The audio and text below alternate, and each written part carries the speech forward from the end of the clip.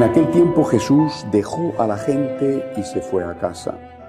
Los discípulos se le acercaron a decirle: acláranos la parábola de la cizaña en el campo. Él les contestó: el que siembra la buena semilla es el Hijo del Hombre. El campo es el mundo. La buena semilla son los ciudadanos del reino. La cizaña son los partidarios del maligno. El enemigo que la siembra es el diablo. La cosecha es el fin del tiempo y los segadores son los ángeles. Lo mismo que se arranca la cizaña y se quema, así será el fin del tiempo. El Hijo del Hombre enviará a sus ángeles y arrancarán de su reino a todos los corruptores y malvados y los arrojarán al horno encendido. Allí será el llanto y el rechinar de dientes. Entonces los justos brillarán como el sol en el reino de su Padre. El que tenga oídos, que oiga. Palabra del Señor. Gloria a ti, Señor Jesús. El propio Cristo, a petición de los apóstoles, hace la homilía, es decir, la interpretación, la explicación de la palabra de Dios. Creo que es suficientemente clara esta explicación, aunque sea una explicación que quizá no nos gusta del todo, ¿no? O por lo menos que no está muy de moda. Hay juicio. Esta es la explicación. Hay juicio. Será un juicio con misericordia, pero hay juicio.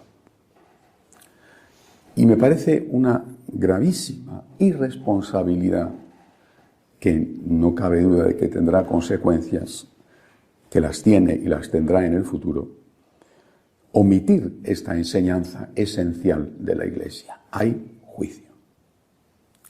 El día de nuestra muerte nos vamos a encontrar delante del juicio de Dios. Insisto, es un juicio cargado de misericordia, pero hay juicio. Olvidar esta verdad esencial de nuestra fe que el Señor proclama y reitera una y otra vez, que no es una cuestión dicha de paso, no es una cuestión menor, no es algo que ningún exegeta, por progresista y liberal que sea, puede interpretar como un añadido posterior.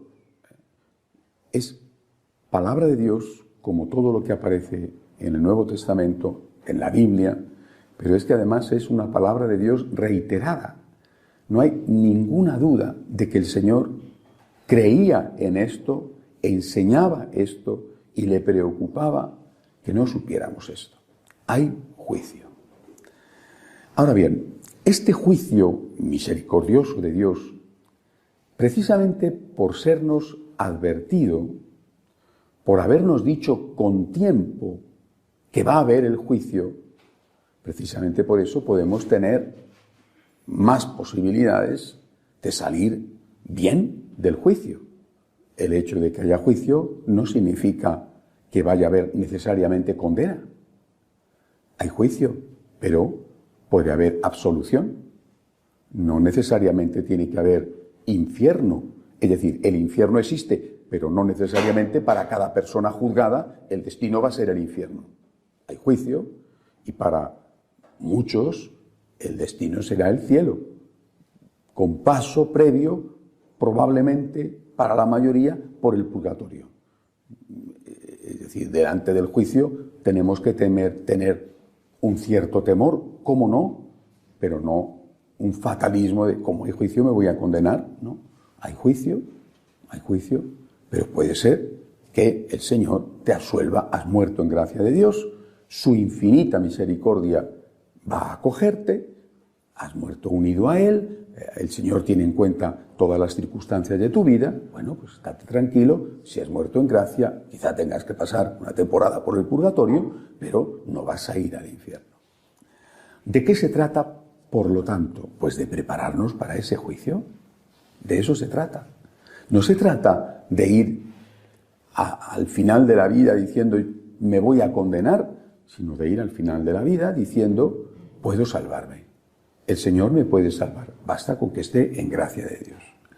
Esta es una verdad que ha sido, como todas, un gesto misericordioso de Dios el dárnosla a conocer, porque nos permite prepararnos para ese momento y porque además nos estimula y nos ayuda, que no debe de ser el único motivo, ni siquiera el principal motivo, pero es un motivo muy importante. Nos estimula y nos ayuda a vivir como debemos vivir en esta vida.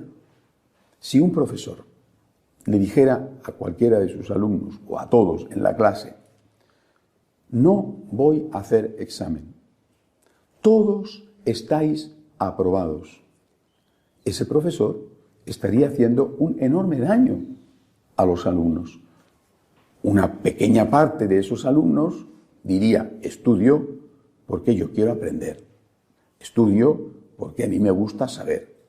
Bueno, una pequeña parte, no cabe duda. Quizá otra parte de los alumnos estudiaría algo, pues a lo mejor porque en su casa les están diciendo, bueno, pero muchísimos alumnos no estudiarían nada. Un muchacho de 14 años, por ejemplo, o 16, un muchacho normal, es decir, normal en el sentido de que forma parte de la mayoría, ese muchacho, si va al colegio y los profesores le dicen: estudia lo que quieras, vamos, de hecho, si quieres venir a clase vienes y si no, no vengas. Y si estás en clase y estás atendiendo bien, y si estás en clase y estás jugando con tu maquinita o estás chateando con un amigo, aquí no pasa nada. Ese profesor o ese colegio puede ser, para ese muchacho de 14 años, sea un profesor maravilloso o un colegio maravilloso. Es en realidad un profesor nocivo y es un colegio destructivo. Los chicos van a salir con una lista de asignaturas aprobadas, pero van a salir siendo unos completos ignorantes y además no van a haber adquirido no solamente conocimiento, sino hábito de esfuerzo, de trabajo, de responsabilidad. Tendrán un papel donde digan que tienen todo con las mejores notas. Les preguntarán y no sabrán ni leer. Por eso yo no he entendido nunca por qué tantos piensan que hablar del juicio es ir contra la misericordia de Dios. El hecho de que el Señor nos advierta que hay un juicio ya es un acto de amor. Si el profesor advierte que hay un examen, ya está haciendo un acto de amor al alumno. Lo que te molesta es que te pongan un examen por sorpresa, por ejemplo, o que te pregunten cosas que no te han enseñado y que no vienen en el libro. Incluso que te pregunten la última cosa rebuscada que está en un apéndice, en una letra pequeñita. Bueno, pero el Señor no va a hacer trampas.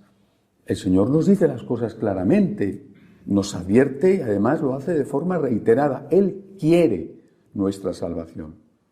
Y lo dice: el Hijo del Hombre no ha venido para condenar a nadie, sino para dar su vida para la salvación de todos. Pero tú tienes que saber que hay un juicio. Y por lo tanto tienes que estar en gracia de Dios. Y si has cometido un pecado, para eso está ese regalo extraordinario que es el sacramento de la confesión. Y si cuando llega la hora de tu muerte, deliberadamente y conscientemente te mantienes en pecado mortal, repito, deliberadamente, conscientemente, tú te mantienes en separación con Dios, bueno, pues tendrás que pagar las consecuencias. Ciertamente, dejémosle a Dios, al Dios de la misericordia, que decida Él sobre la suerte de cada uno de nosotros. Pero nosotros sepamos que hay un juicio, que ese juicio sí será de misericordia, pero que tenemos que estar en gracia de Dios, es decir, unidos a Dios para poder recibir su misericordia. De pie, por favor.